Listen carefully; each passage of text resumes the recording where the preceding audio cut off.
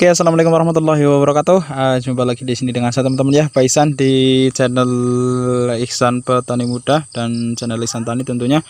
Semoga untuk kabar teman-teman semua di hari ini dalam keadaan sehat ya, dan mudah-mudahan selalu diberi kelancaran dalam mencari rezeki, dan mudah-mudahan diberi rezeki yang banyak dan berkah tentunya teman-teman. Amin. Oke teman-teman ya, di sini Pak Ihsan sedang berada di lahan Pak Ihsan. Ini adalah lahan tanaman CMK Genio yang sekarang tepatnya usianya itu 51 teman-teman. Maaf, kemarin 49 ya, kemarin sore. Sekarang berarti usianya 50 HST, karena kemarin sore Pak Ihsan baru melakukan proses penyangan gulma ini dan masih pada tahap belum selesai. Dan di 50 HST ini teman-teman ya, Pak Ihsan akan berbagi tips seputar tanaman CMK yang dimana di sini memasuki masa generatif, yaitu masa-masa pembentukan bunga dan juga bakal buah teman-teman. Nah, di kesempatan kali ini Pak Ihsan akan berbagi tips seputar tanaman cabai yang memang biasanya kalau memasuki fase generatif seperti ini rawan sekali yang namanya bunganya gugur atau rontok, yang seperti ini contohnya nih teman-teman.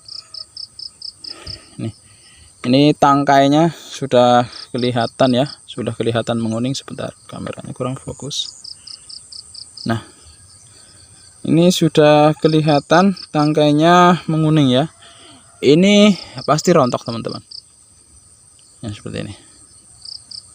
Nah, ini pasti rontok, dan ini pasti ada di semua tanaman cabai di memasuki masa generatif.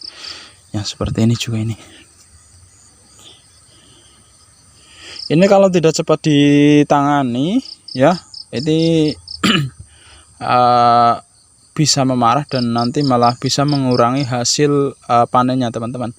Karena ini salah satu faktor kunci sukses untuk bertani cabai yang buahnya lebat ya, mengurangi gejala kerontokan bakal-bakal bunga yang seperti ini.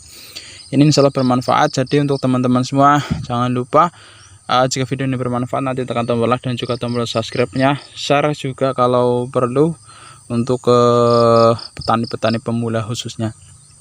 Nah, bagi teman-teman yang mungkin baru hadir di channel Ihsan Petani Muda ataupun channel Ihsan Tani, yang baru lihat tanaman CMK ini, bisa lihat di playlist yang judulnya CMK Genio. Di situ ada semua ya, dari olah lahan, pemberian pupuk dasar, dolomit, pemupukan, pengocoran, ada semua. Tinggal dipelajari satu persatu. Itu yang baru hadir. Tentunya yang baru hadir dan yang sudah hadir, yang sudah dukung channel Ihsan Petani Muda, Pak Ihsan doakan selalu, mudah-mudahan selalu diberi kelancaran dalam mencari rezeki, dan mudah-mudahan diberi rezeki yang banyak dan berkah teman-teman. Amin. Oke, ikuti terus, jangan di skip biar tidak gagal paham teman-teman.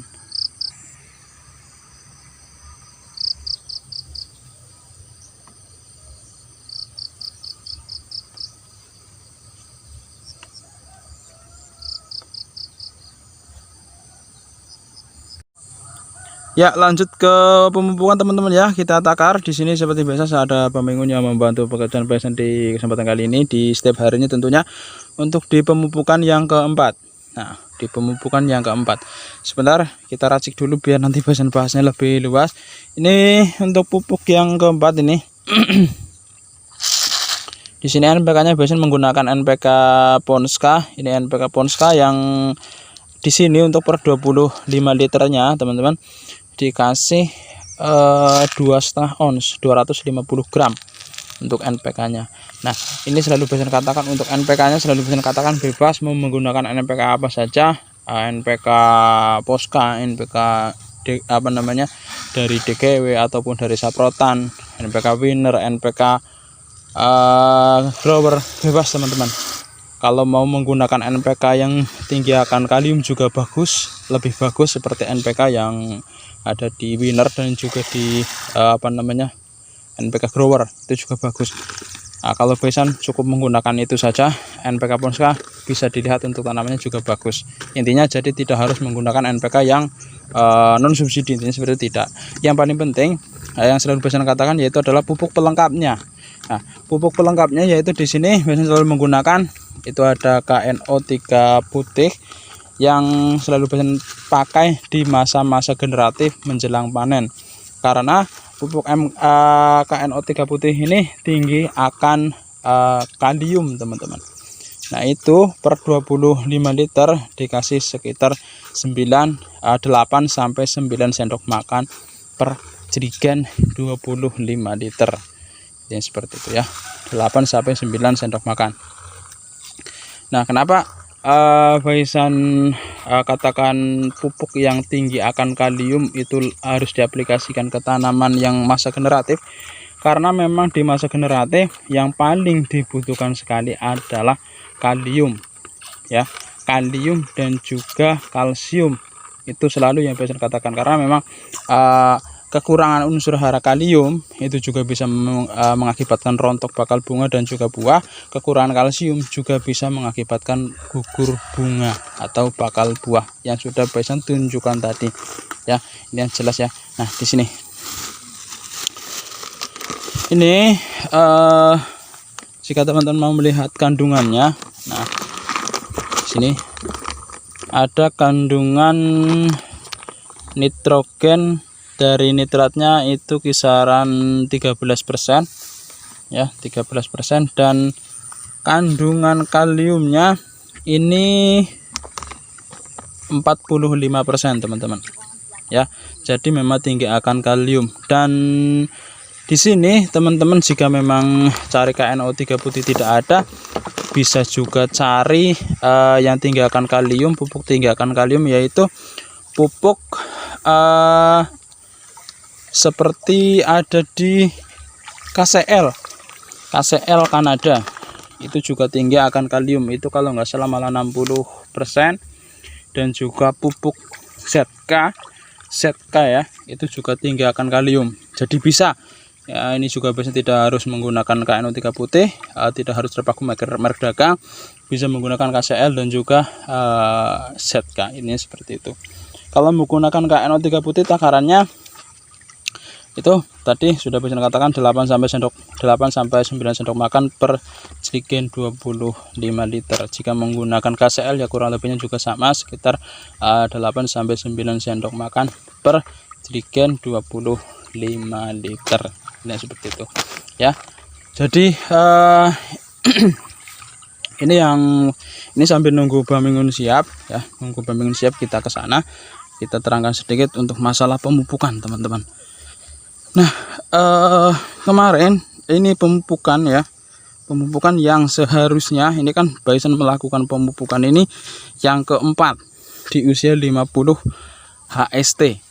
Nah kalau Baisan biasanya melakukan pemupukan cabai itu yaitu pertama di 10 HST, 20, 30, 40, 50. Jadi di 50 HST ini sudah dilakukan pemupukan 5 kali.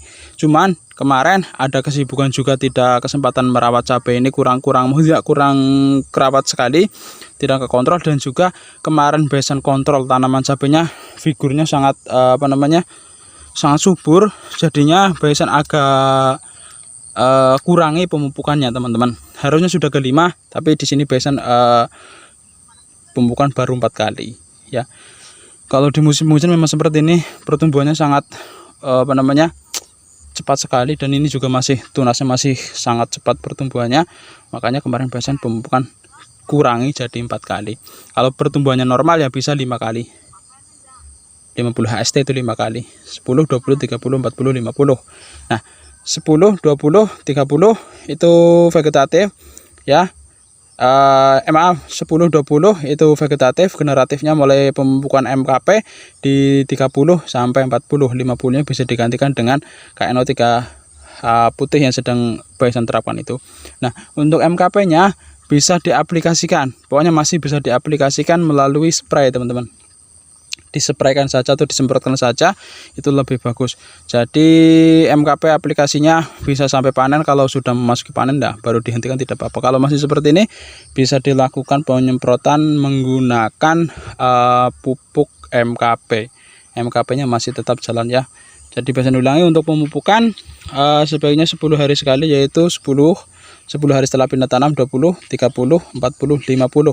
Jadi di 50 ini sudah 5 kali ya. Ini Bison baru 4 kali karena kemarin memang Bison kurangi karena memang figurnya sangat subur sekali. Takutnya nanti kalau tanaman cabai terlalu subur rawan layu dan juga penyakitnya mudah menyerang teman-teman, intinya seperti itu. Dan itu nunggu Baminggun ya, belum selesai. Ini pupuk yang harus diaplikasikan di masa-masa seperti ini, buahnya mulai ramai dan mulai kelihatan besar-besar. Ini kalau suplai kaliumnya tidak cukup, memang rontok teman-teman, rawan rontok.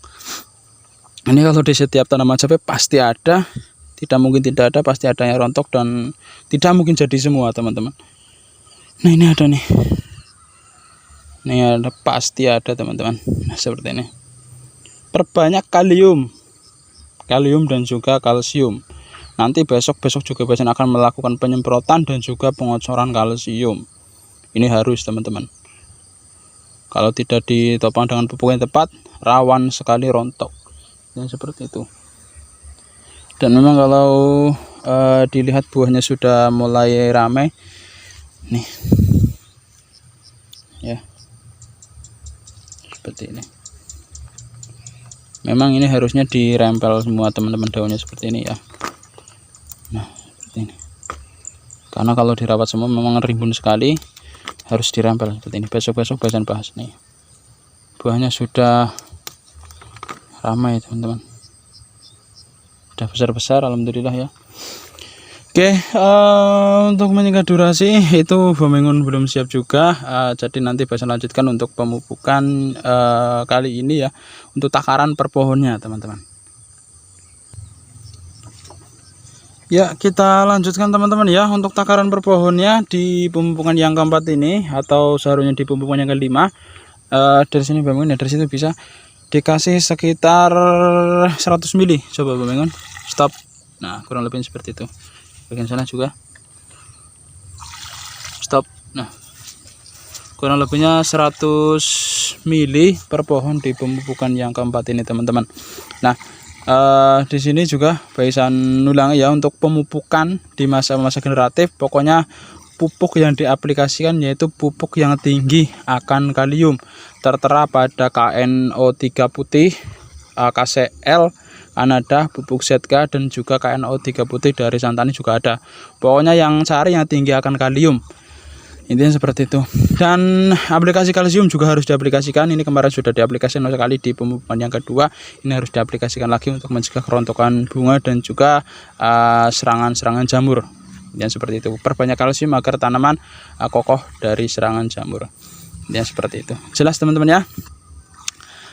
Jika ada yang kurang jelas ataupun kurang paham dari penjelasan Bison, nanti bisa ditanyakan di kolom komentar tentunya. Dan tentunya jika video ini bermanfaat, jangan lupa tekan tombol like dan juga tombol subscribe-nya agar nanti channel Ihsan Botani Muda semakin berkembang. Dan bagi yang sudah subscribe, tentunya Bison doakan selalu, mudah-mudahan selalu diberi kelancaran dalam mencari rezeki, dan mudah-mudahan diberi rezeki yang banyak dan berkah teman-teman. Amin. Oke, mungkin jadi cukup sekian dari Bison. Salam Botani Muda Indonesia. Assalamualaikum warahmatullahi wabarakatuh.